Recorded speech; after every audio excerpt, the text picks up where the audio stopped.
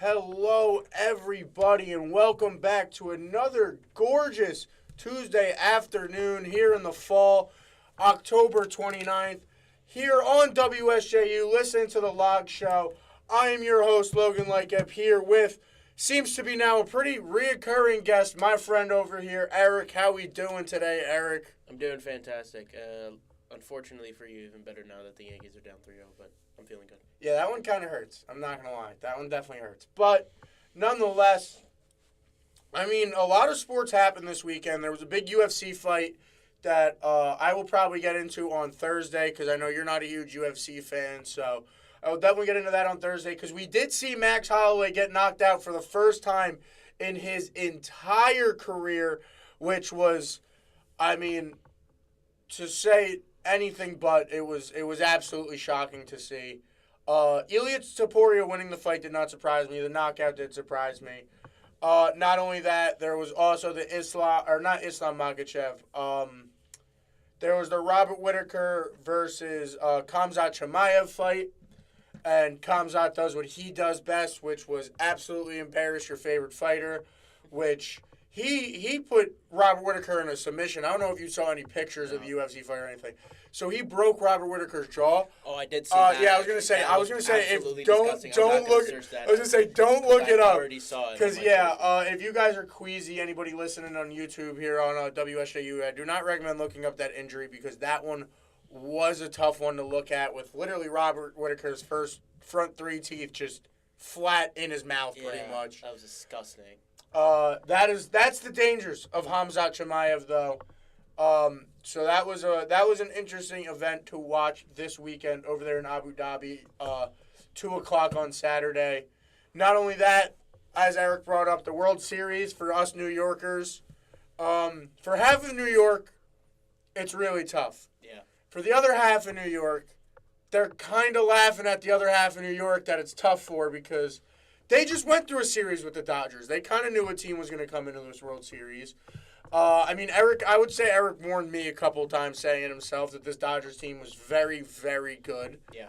And they've proved that over 3 games. I think the one big shocker going into the series, and we'll talk about this when we touch on it later, Eric, but I think pitching. Everyone thought the Yankees had the advantage in starting pitching going into the series. Yeah. And it has proved to be the exact opposite. Yeah. It's almost a similar story to what the Mets went through. Everybody thought that, because the Dodgers really only had 3 starters and Buehler and Flaherty weren't exactly reliable. Everybody thought that the Mets would have the advantage in the CS. Didn't work out that way. And they're down 3-0. Yeah. Not only that, New York teams have it down bad in general right now. You got the Knicks losing this weekend. The Knicks losing a tough one last night. Even though I was watching the Yankee game instead, sadly I'm not one of these, Colin Cowards or ESPN guys that have 6 TVs and can watch every sporting event in the night. So I did miss the Knicks game, but I did have the score live updating on my phone. And watching that score flip from them going up 8 into I think it was 8. It was like 6 or 8 going into the fourth quarter. They were up. And then watching that score slowly flip, them go down late, end up losing a close one late at home to Cleveland. Not only that, obviously the Yankees at home. And then you have in Pittsburgh last night, you have Daniel Jones and the New York Giants doing Daniel Jones and the New York Giants things. They didn't really click well last night as well. The Steelers and Russell Wilson look to be... Russ is back. I said it going into this. I don't know. You could have your opinions. And we'll honestly start the show talking about the Giants. And we could talk about last night and start there and all that. I said, and I'll start here, I said this with the whole decision of Russell Wilson starting. My opinion was this. Realistically, from I keep saying Tom Coughlin. I'm blanking on the Steelers head coach. Mike Tomlin. Mike Tomlin, yeah. I don't know why I keep saying Tom Coughlin when I think of it. But from Mike Tomlin's perspective, when you bench Justin Fields for Russell Wilson when Russell Wilson fully got healthy. Like, everyone acted like it was a decision where it was like, we're benching Justin Fields, not we're starting Russell Wilson. And the wording in what I just said there is really important, where it was like, it wasn't like, Justin's not playing well enough, we're benching him. Yeah. It was, well, Russ has been injured for 3 weeks. And it's also Russell Going into the year, it was probably going to be Russell Wilson's team. He was getting all the 1 reps until he got injured in the offseason. So, it wasn't a decision, I felt like, when it was made by the Steelers and Tomlin, where it was like, we can't go back on this if Russ plays terrible. Like, if Russ comes out and throws 2 interceptions, we can just put Fields back in. And Fields isn't, you know what I mean? And just have a calm offense and run it with Fields how it was going well. Yeah. Now we've seen Russ has stepped in there in over 2 weeks. Russ is playing really well in that offense. It's clicking a lot with that Arthur Smith offense. They get that win last night over the Giants, and a big one nonetheless. You see, you could talk about it yourself, but I feel like since Russell Wilson has stepped into the Steelers offense, they have taken that step up that they wanted to with Russell Wilson stepping. Listen, Russell Wilson's years in Denver weren't, I think he will be the first to admit, really weren't the greatest. He kind of got memed out of Denver, just Broncos country, let's ride. It was like he really became like a joke of a figure. And, I mean, Denver are doing pretty well for themselves. Bo Nix is having a solid, I wouldn't say necessarily an outstanding rookie year, but he's having a pretty solid rookie year so far. And, right now the Steelers are top of the AFC North with a 6-2 record over the Ravens. The Bengals have been looking disastrous. Yeah, terribly. Disastrous. The Browns... Hey! The less said, the better. Jameis Winston, baby. Jameis Winston. Jameis Winston. Now that's my QB. Quoting Eminem in the pregame. That's my QB. Or in the postgame press conference. Oh my God, Jameis Winston. That man is such a character. I love him. That is my guy. But Russell Wilson seems to be finding himself a bit from his prime days back in Seattle. He, regardless of he had 1 touchdown throw yesterday, but he was making some passes, and George Pickens had a great game yesterday. Probably could have had a couple more touchdowns if we were playing in college rules with the 1 foot down. But he was making some good throws yesterday. But this Pittsburgh Steelers team, I don't think people, even if Justin Fields was going to be the starting quarterback, I don't think people would have expected them to be 6-2. At least from my perspective, I don't think people expected them to be 6-2, and at least top of the AFC North. I don't think people expected them to be this far into the season. No, and that's exactly what I was saying. Where when Justin Fields was the quarterback, I think at the end of the day, it was very much going to be another Steelers team that it looked like it was just going to be another Steelers team that we had gotten over the past couple of years with Kenny Pickett or post Ben Roethlisberger, where it was like, all right, this team is going to be mediocre. They're going to run the ball against you. They're not going to throw the ball that much. They're going to beat you defensively, and they're going to beat you low scoring. Russell Wilson has stepped into this offense, and over 2 weeks, he's not been playing. This isn't prime Russell Wilson by any means. This is still a 35-year-old Russell Wilson. He's old. But, his 2 games are against the two New York teams. Yeah, who have not been playing great as of lately. But he has over 250 yards against both of them. He has 2 touchdowns against the Jets last week, has a touchdown last night against the Giants, hasn't thrown an interception against either of them. So, He's done pretty well, and I pointed this out to a lot of people, at least going into last week against the Jets. Russell Wilson, last season specifically, not his first season in Denver, last season with Sean Payton, wasn't terrible. He wasn't that bad. Correct. He wasn't terrible. Yeah. It was just very much a situation where he wasn't Sean Payton's guy. They weren't going to work on it together, but I had it written down somewhere a couple weeks ago. I'll see if I can. As the stream almost goes down. Man down. We're good, stream. All right, we're good. We're good on YouTube. Yeah, we're good. But I'll see if I can find it. But that year with the Broncos last year, he had over 3,000 yards. He had under 10 interceptions. He did pretty well. Yeah. 7-8 compared to 4-11 the year before, I think is, that's a huge jump. And that first year in Denver really wasn't great. He got career high in sacked. He got sacked 55 times. Yeah, that first year in Denver, while I was sitting here, that first year in Denver was so rough. He threw under 20 touchdowns that year, threw a whole lot of interceptions. It was a very, very rough season, that first outing in Denver. But then he came back last year, and in 13 games, didn't do that bad. Yeah. So I feel like everyone wrote Russell Wilson off. Like, this guy, at the end of the day, isn't a former MVP, a former Super Bowl MVP, a former Super Bowl champion. Like, I don't know. Yeah, the time in Denver wasn't great, but I don't know if I'm necessarily so shocked about how good he's doing in Pittsburgh. Yeah, I don't think you can be shocked. I mean, you just look at the stuff that he did at Seattle, and this is a good quarterback. This is a guy that knows how to play the position, and listen, he's old now, but he's not senile. He's not like a Brandon Rodgers right now, where he's really cannot move at all. This guy can still move. He can still throw the football. He still has the IQ. I think his IQ maybe has gotten better as he's gotten older, and he looks really good so far. I think he's on a team that, no offense to the Denver Broncos, because I think to a lot of people it would be crazy for me to say this, but that first year in Denver, that was not a good team he was on. It was a really bad team. You just said he was sacked, 55 times? Sacked 55 times. Career high. He had no time. No. You know what I mean? And then he came out last year in a system that clearly didn't want him, first of all. Sean Payton clearly got him out of there as soon as he could. Yeah. The minute he could have got him out of there, Russell Wilson was out of Denver. And now he's in Pittsburgh, a team that I feel like, honestly, you could argue has better weapons than Denver, because you have Najee Harris, who last night proved that he could still blow up for good games. He had 115 last night. You know what I mean? You have Jalen Warren. You have George Pickens, who had 74 yards last night. Yeah. I don't know.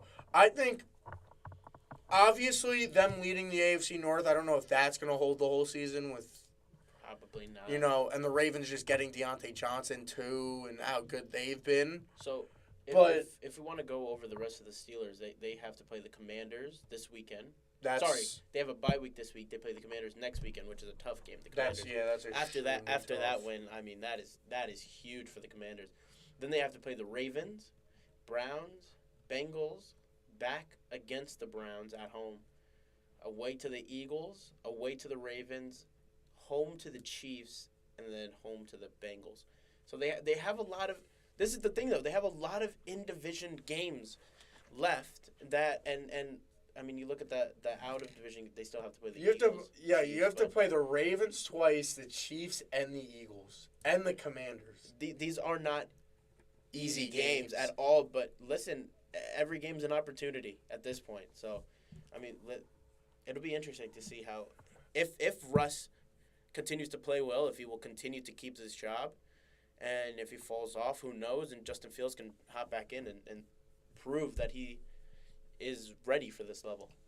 You have a team that realistically is they're top 10 right now in yards per game rush-wise, in their offense. They've been running the ball very well all year. It's just with Justin Fields in offense, they didn't throw the ball that much, and they're starting to do it a little bit more now. They're starting to throw a little bit more play action, a little bit more fun, fanciness in there. But it's just to see them beating Baltimore for the division is where I draw the line. Yeah, I don't think that's happening. Realistically, I do not think that's happening. Yeah, that's where but I don't know. I'm very impressed by this team. And then on the other side, you have a New York Giants team that's sitting there now they're sitting there at 2-6, right? They are 2-6. You're 2-6. You're at last in your division. Is it time you bench Daniel Jones? You have to do something.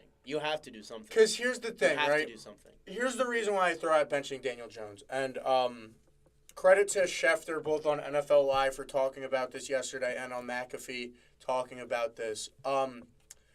You have a weird situation with Daniel Jones this year, like you had in Vegas with Jimmy Garoppolo last year, or Vegas a couple years ago in Derek Carr, where in his contract, you have like a $35 million. I'm using a fake number. I don't know if the number is actually $35 million. Let me start there. But you could find out what the actual number is if it pops up in a search. But he has an injury guarantee.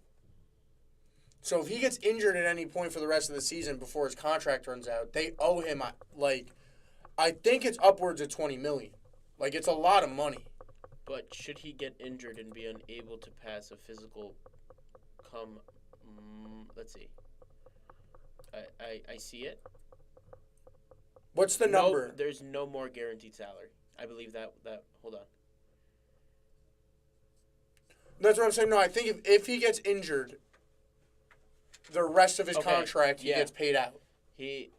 So whatever he has left on remaining. So if he's injured and then he cannot pass a physical next March due to the injury that he suffers this season, he gets $12 million guaranteed. And if he's not ready for the beginning of next season, that's another 11.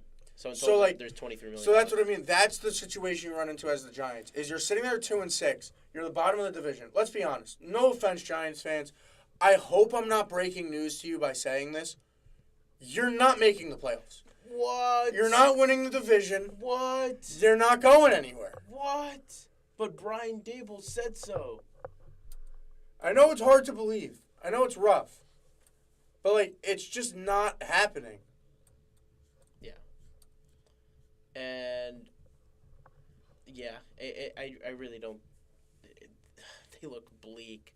Somehow the Jets look worse, which we'll get to, but the Giants really do look bleak right now. It doesn't look like anything. But that's what I throw out there is as the Giants, if you're not committing to Daniel Jones, you just throw in a Drew Lock or a Danny DeVito and let Drew Lock let Drew Lock throw the rock. No, I don't know. This team is just looking, and you see videos of Malik Neighbors after the game on Sunday, and just he hasn't even been there a full year yet, and he mentally looks done with his team. And it's just it's not good vibes in the Giants' office right now. And you end up with this whole situation where it's I go back to this personally. I go back to Hard Knocks. I was going to say Hard Knocks. And it's John Mara clearly knows how a team should be run. And I think everybody in their right minds got the hint of what John Mara was saying to Joe Sheen when he went in his office that one day and went, man, I'd really hate if Saquon ended up as an Eagle, man. And then not only that, Joe Shine goes through the process of straight lying to his owner and going, yeah, no, I don't think it, I haven't heard anything about him in Philly. I don't think it's going to happen. The problems in New York go so much higher than just what's on the field. And don't get me wrong, the product on the field is bad. Garbage. It's bad. It's terrible. It's more than just bad. It is week after week. It's this hard is. To watch. It's hard. Yeah. At least as a Jets fan, you have the it's almost the flipped mindset of what it used to be. Where, a couple years ago when the Giants had Eli and Odell and they were missing the playoffs, Giants fans were sitting there and they were like, but we have a good team. Yeah. Why are we bad? And Jets fans just had, Sam Darnold and this and that, and he was seeing ghosts at the time. I mean, shout out Sam Darnold now, but at the time he wasn't Sam Darnold. Yeah. And Jets fans, it was just bleak. It was just, there's no... in a weird way, as much as I don't think it's going to happen, with the names on the roster of the New York Jets, if the Jets came out and won 8 straight and were 10-6, you couldn't be surprised. Yeah, I would be like, all right, Aaron Devontae got clicking. The defense found itself. Hassan Reddick came in, found him. There's names on that. I'm shocked the Giants have won 2 games. That's where the Giants are at. One of those wins against the Cleveland Browns, by the way. And I talked about that Cleveland Browns win after they won that game. They tried so hard to lose. They tried so hard to lose that game against the Cleveland Browns. And then, I mean, I will admit that Monday night win against Seattle is a great win. Or Sunday. I don't remember it was a primetime game, though. But that win against Seattle is a great win. But They just didn't build momentum off of that win.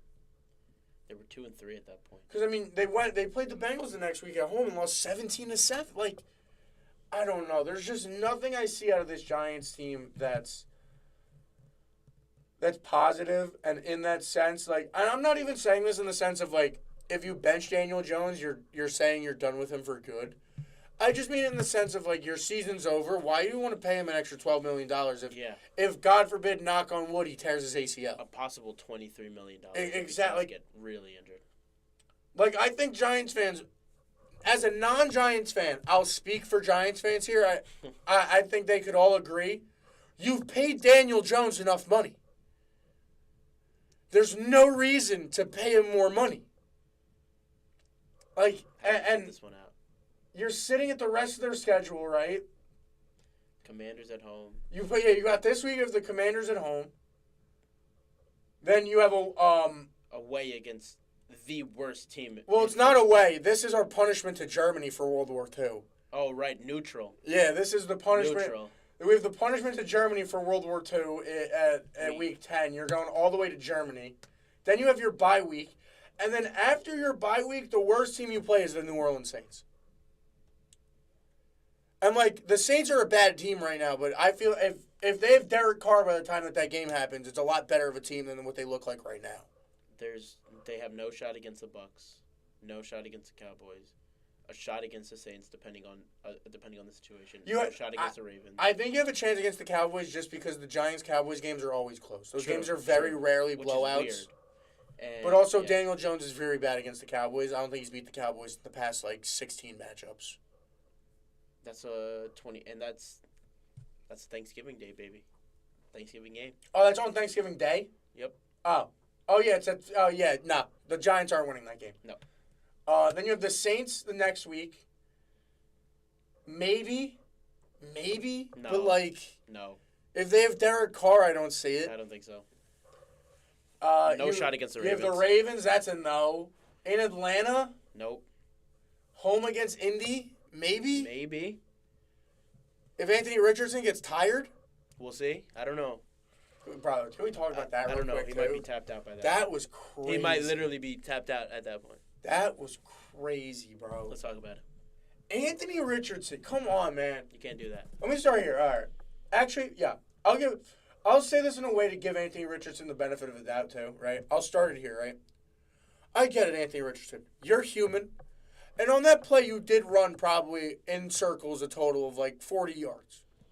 So I get being tired and needing a break.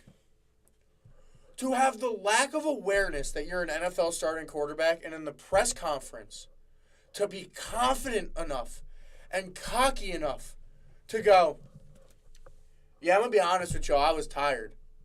Bro, it was a 3rd and goal.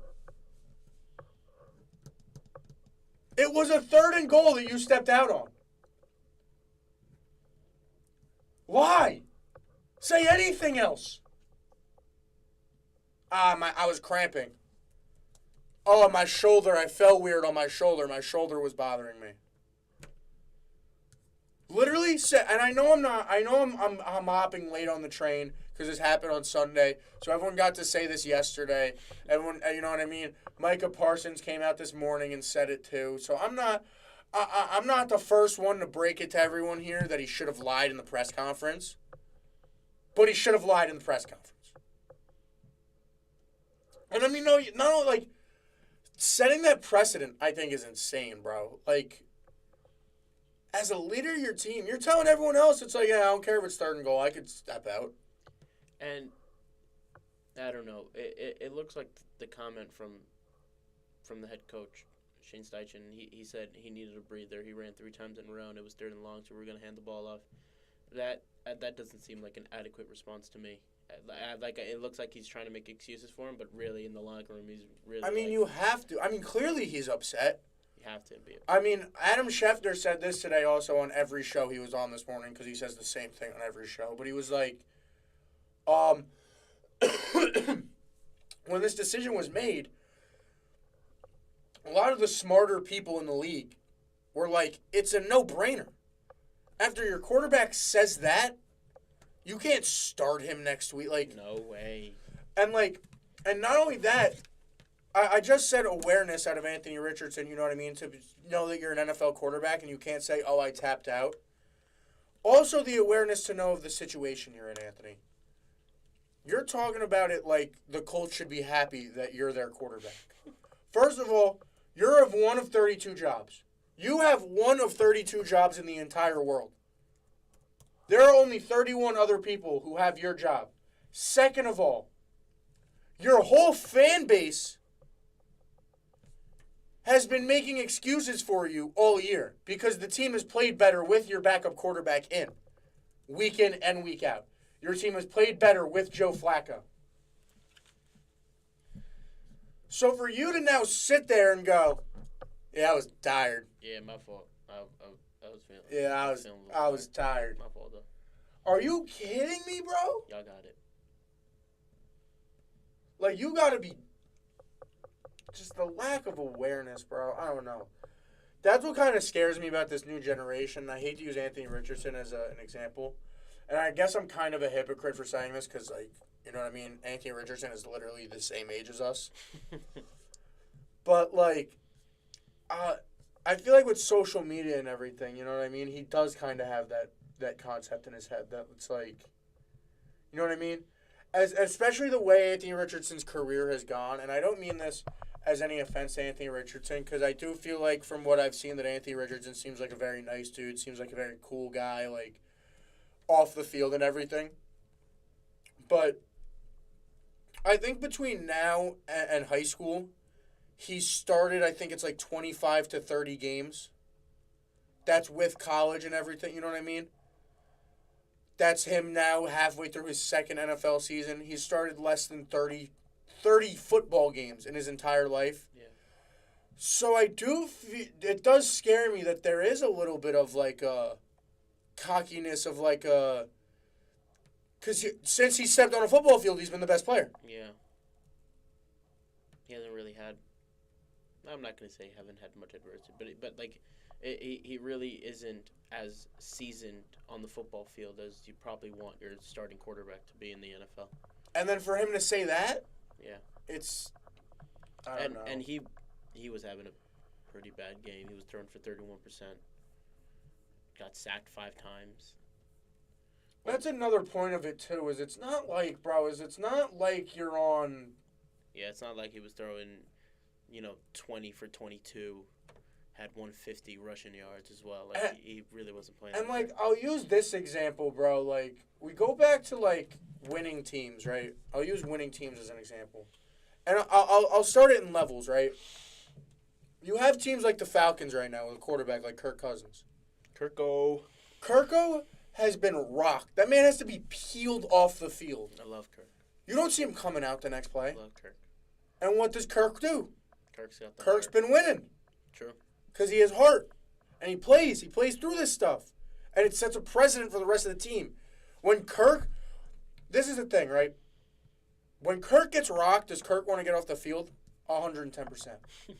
But does Kirk know that when Kirk gets absolutely smacked and his wide receiver, who's kind of also tired, sees him get up after that and wipe it off? Yeah.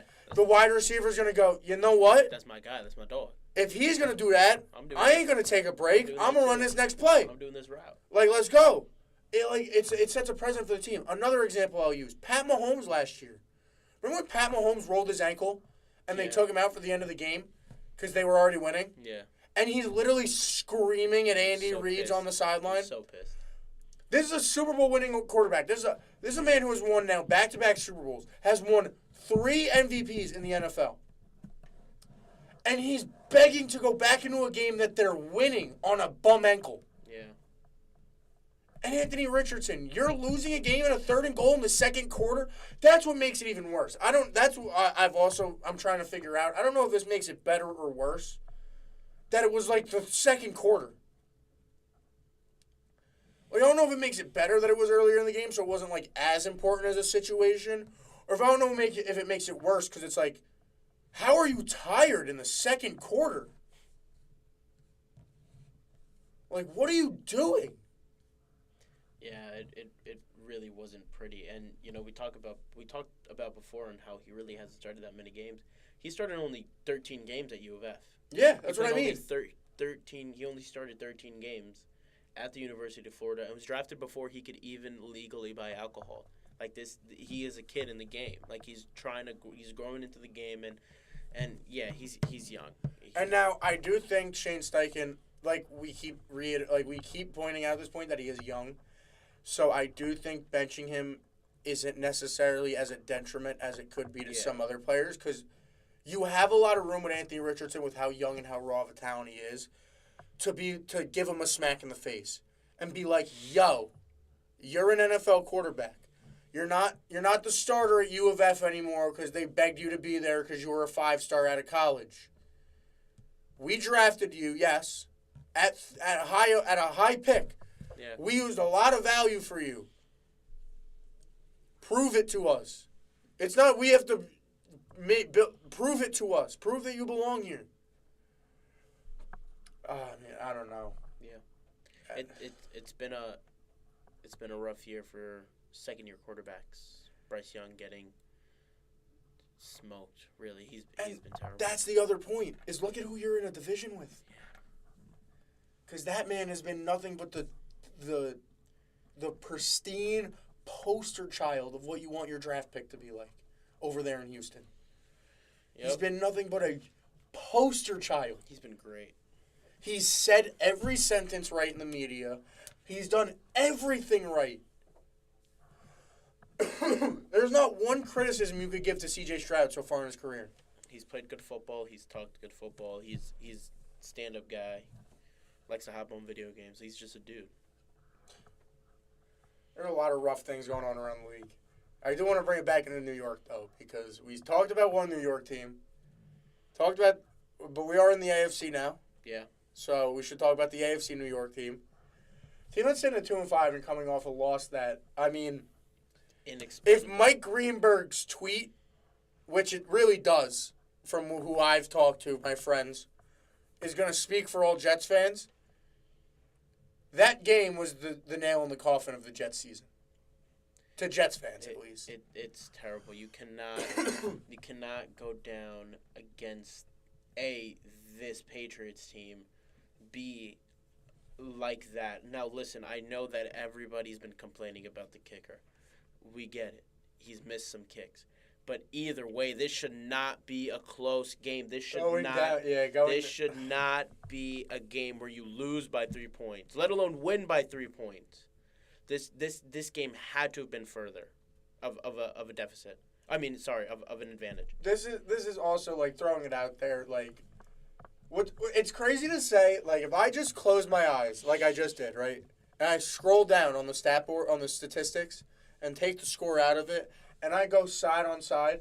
Aaron Rodgers, ready? Take the score out of your head of this game. The score's out of my head. I'm gonna read you. Ready? You have Aaron Rodgers on one side. He goes 17 for 18 with 2 touchdowns and 233 yards. You have Breece Hall have 80 yards on 16 attempts, and you have Bryson Allen have 32 yards. You have Garrett Wilson have 113 yards. Devontae Adams have 54 yards, right? On the other side, you have Jacoby Brissett have only 132 yards. And Drake May even had to step in for a little bit, and he had 23 yards. Your leading rusher is Ramondre Stevenson with 48 yards. And your leading receiver is Kevin Boutier with 46 yards. Who would you tell me won that game? I'd say the Jets won by 15. By like 2 scores, yeah. You're like, you can't, oh my God. You can't lose this game as the Jets. It's bad. And I think it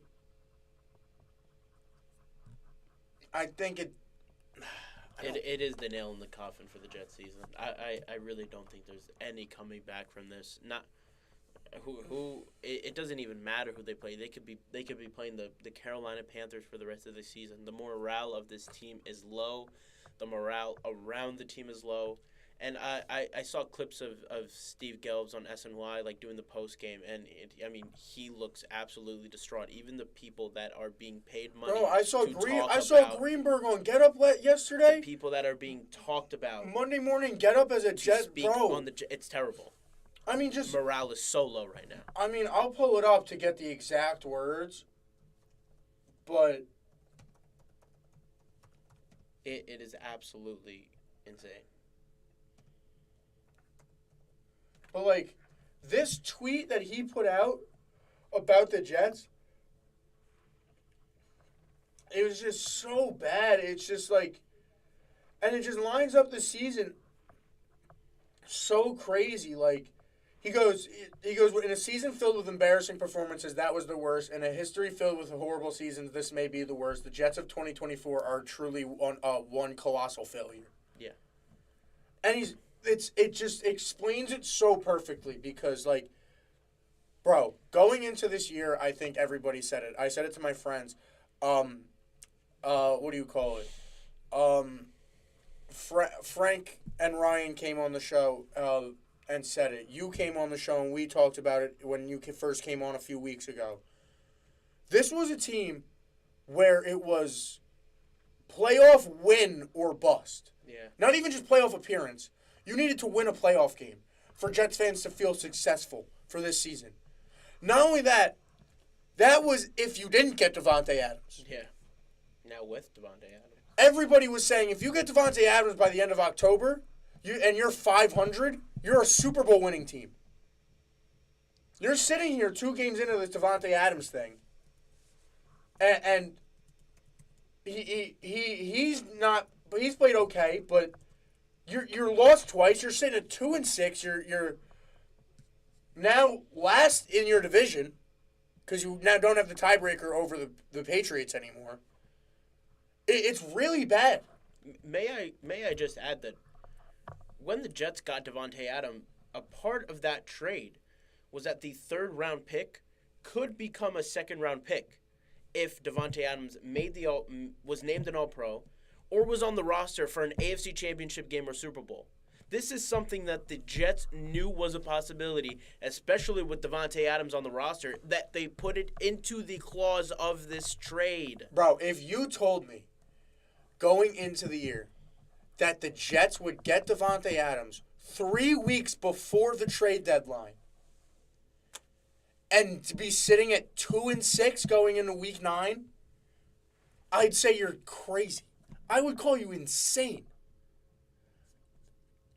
Bro, Robert Saleh was not the problem at this organization. No, I think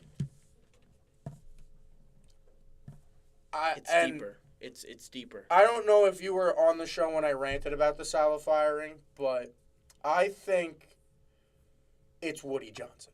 I do. Because this was the stat that shocked me, right? Saleh was the first head coach to leave for the New York Jets since Lou Holtz in 1976. First coach to leave or be dismissed mid-season since Lou Holtz in the 70s. Adam Gase was there for full 2 seasons. You're telling me that what was happening earlier in the year with Robert Saleh was worse than the Adam Gase thing? Absolutely not.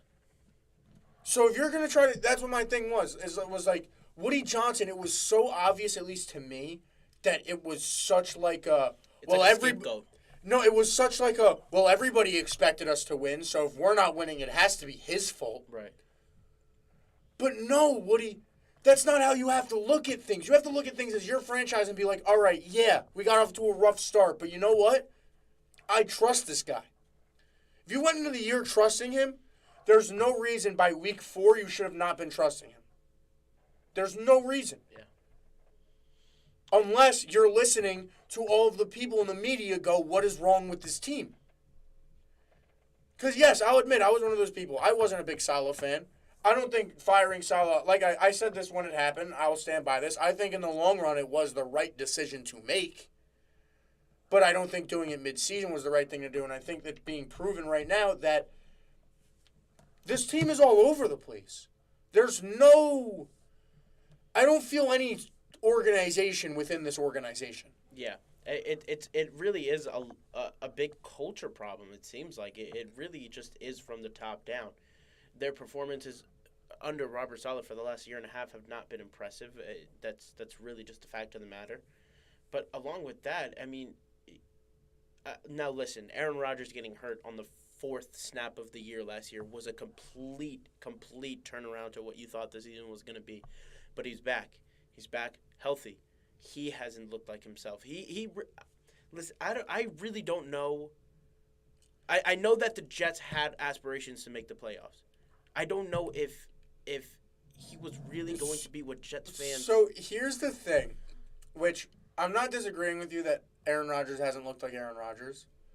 But this was the funny thing. I was looking at it when the Devontae trade, when Devontae, after the first Devontae game, so last Thursday I think it was, whenever they lost to the Steelers. I was looking at it.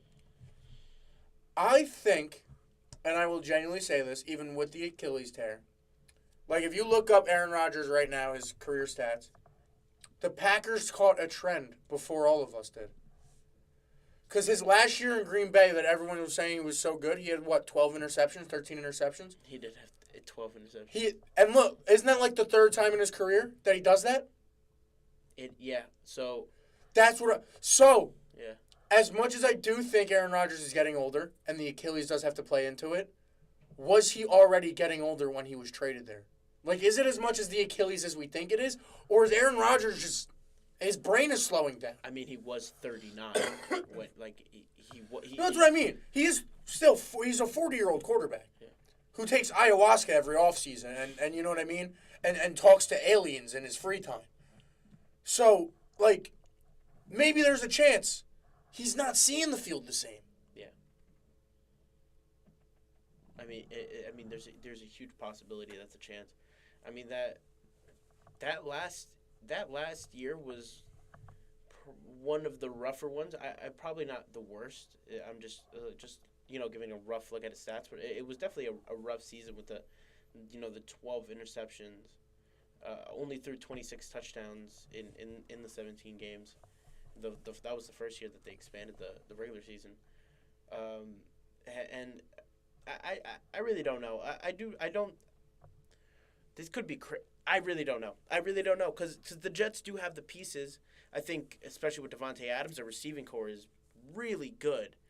Defensively, they're solid enough to get the job done for the offense, and that's neither what of them I are just mean. getting Is it it done. just like, is this one of those points in a quarterback's career where it's hard to accept this? Yeah, it is. But at one point in every quarterback's career, they decline. Like I saw it with Drew as a Saints fan. There was a point where Drew started throwing more interceptions. Yeah. There was a part, you know what I mean? The only quarterback it didn't happen to was Tom. Which is insane. But you could even argue in Tampa Bay, it's not the same Tom that was in New England. No. Still won a ring. Yeah, it still won a ring, was still tough. And, like, I'm not saying Aaron, because that's the thing that I think we have to look at, and this is why I think maybe a few more adjustments have to be made to the Jets, and it's not impossible here.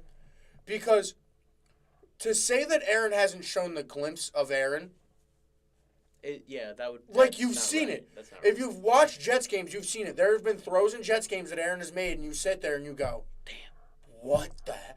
Fits it into this tight window right over the dude's shoulder. So, I don't know where the problem is in the Jets, but maybe it's they have to adjust to Aaron being older more than they have. Mm-hmm. I mean, that could be a real possibility. And I think part of that is being not firing your coach mid-season because an older quarterback, it's harder to adjust to Brick coming in and changing the offense now. Yeah, that's a complete like turnaround that I really didn't think was necessary at the time it was done. Same. Because the season wasn't over when Saleh was fired, but it wasn't trending in the right direction. If you were here now and you fired Saleh this week, fine, I'd go 100%. Yeah, no, you're right. Yeah, no, that's fine. Like you got your receiver. Yeah. You had your pieces. If you're 2-6 right now, you probably deserve to go, but not at the time that he was fired. It wasn't great, but it wasn't as bleak as it's looking right now. And like to look at it, like the Jets, it's not extremely difficult outside of this week, but like it's not easy coming up. They got Houston on Thursday, on Halloween night, and trust me, they'll be seeing ghosts on Halloween. Because that Houston defense will be running laps around them, right? Even with no Stephon Diggs get healthy. Even with no Nico Collins, that team will be running laps around this Jets team the way the Jets have been looking.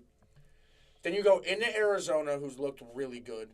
You know what I mean? Arizona got a really hard-fought win where they looked like they practically lost that game against the Dolphins this week and just squeezed out with a win, numbers-wise. It was impressive, honestly. You have the Colts, which, all right, you see an opportunity there because we just went on that whole rant. Yeah. Then you have your bye week, but coming out of the bye, you then go Seattle into Miami, which people don't talk about this about Miami.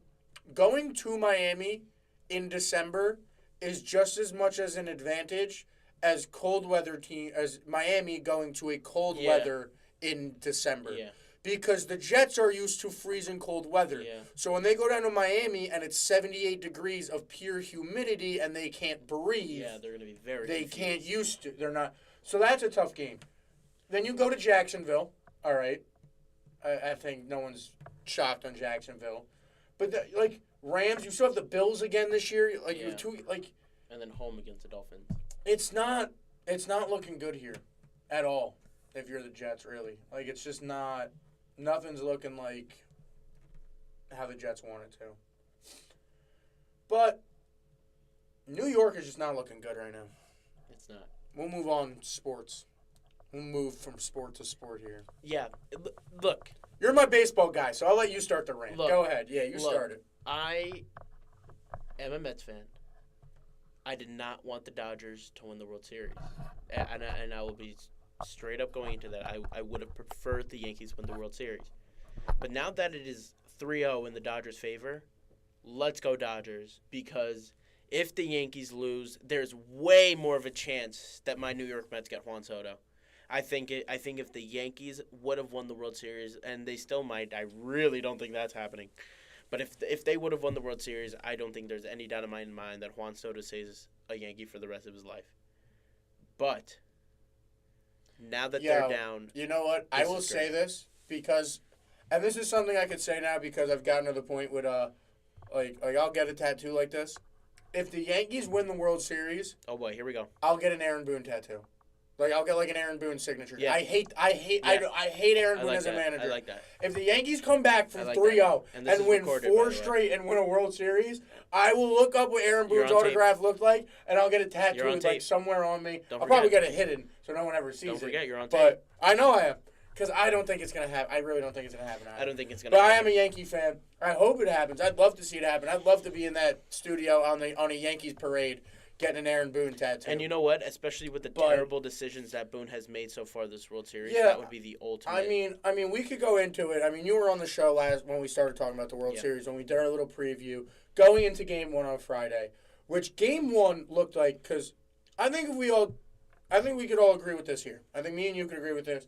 I think whoever's listening on YouTube right now can agree with this. Whoever it is listening to WSJU, I think you guys can agree with this. I think that if the Yankees win Game 1, we are talking about a completely different series. Absolutely. Not only in the sense of for a multitude, Not only in the sense of obviously yes, it'd be 2-1 right now, not 3-0.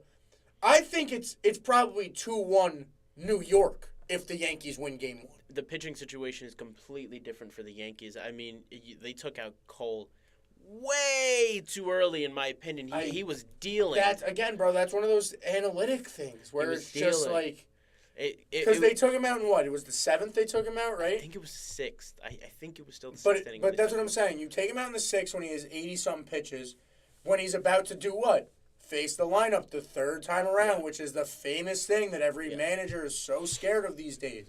But you look back at this. I have one professor who talks about this and all the time, and it's a great example of it because this is actually a very similar decision and against, ironically enough, the Dodgers as well. Yep. You go back to Blake Snell. Yep, 2020, Kevin Cash.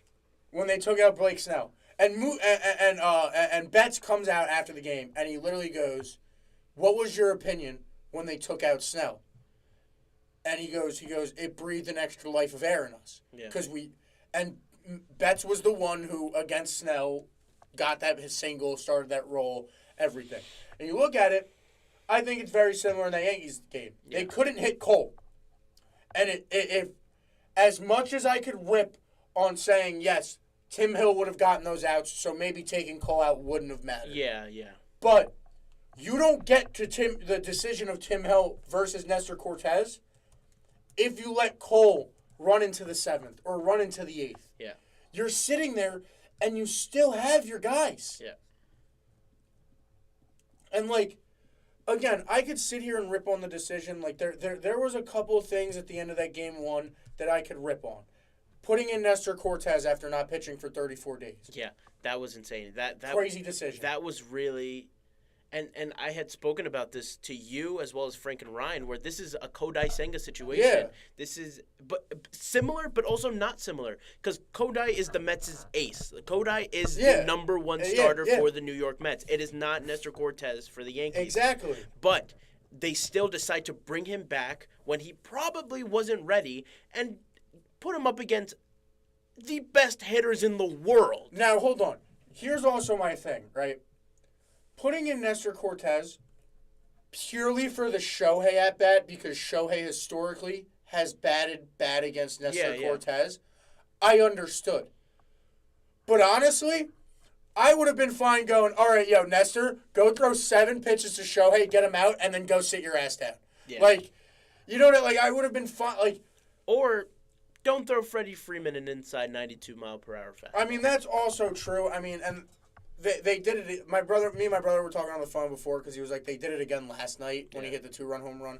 And I was like, well, you do have the argument where it's like, at the end of the day, you can't never throw Freddie Freeman an inside. You have to throw. You don't throw it in the bottom of the 10th inning when the bases are loaded.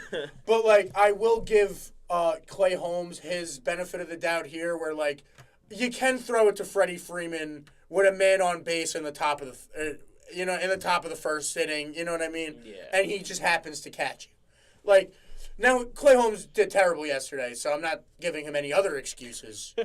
But, like, I could see where you throw that pitch. Yeah. But also, like, I don't know. In Game 1, like, you go back to it, the Gleyber-Torres error, I think, is huge that Shohei ends up scoring off of. Yeah. That is huge. Not only that, you have... Even though, obviously, Freddie goes yard, so it doesn't make a difference, Verdugo making a very, very good play, but then not thinking and throwing the ball in and letting the runners advance also had an impact. Because realistically, as good as a hitter as Mookie Betts is, you know what I mean? Walking him and putting Freddie Freeman on with bases loaded, I'm taking Betts with a person on first and second over that. Yeah. Now, with the runners on second and third, It's different. I went back and forth with my friends about this in Game 1. I think with the runners on first and third, I think you 100% walk Betts there. Or on second and third, I mean. Mm-hmm. I think, because... You have the open base. Well, and also, one, as much as hindsight's 20/20, Nestor Cortez threw a 92-mile-per-hour fastball that Freddie Freeman sent to, his mom's house. I think you have a situation where Betts was 2 for 3 in the game with 2 singles. I think he also had an RBI at that point. And I'm pretty sure going into that at bat, Freddie Freeman was 0 for 3. I think that was Freddie Freeman's only hit of the game. Freddie had another hit. What, he had a single early? I believe so. But still, Freddie Freeman was not having this insanely good game where it was like, I don't want to throw to... Like, I'm gladly attacking Freddie Freeman at that point in the game. Yeah. But, yeah, I think just pitching was handled so poorly. And then, Game 2 you look at with... Rodon. That's just been Rodon all playoffs, though. And, I mean... I will say this, though, about the Dodgers. Like, they are a good team. They have a great roster. But, man, do they know how to capitalize on the mistakes of your opponent. They like, capitalizing on the Gleyber error and just capitalizing on the mishap of the manager. And not only just that, it's the lack of opportunities the Dodgers are letting slip past. Dude, it's the crazy. Dodgers aren't, like... I remember looking at this. I think it was Game 2 while the Yankees were getting beat. At one point, like, before it got a little more out of hand towards the end of the game when it was still kind of close. at one point, the Yankees had like 12 runners left on, and the Dodgers had 4. Yeah. And it was a tie game. And I was like, see, that's what makes the difference. Yeah. Is the Yankees right there, literally, that's 11 runs that you left on bases. The Dodgers are scoring those runs. Like, the Dodgers aren't leaving men on. They're not. They're taking advantage of every opportunity. And then on top of that, we touched on it earlier. Going into this series with Cole and Rodon and Clay Holmes and arguably, if you wanted to, you could have, started a Stroman if you wanted to have a fourth starter. Yeah. It looked like the starting matchup every game was going to go to the Yankees. Yeah. And outside of game 1, where I would say the Cole Flaherty matchup was pretty even, because Flaherty also had a very good game. Yeah.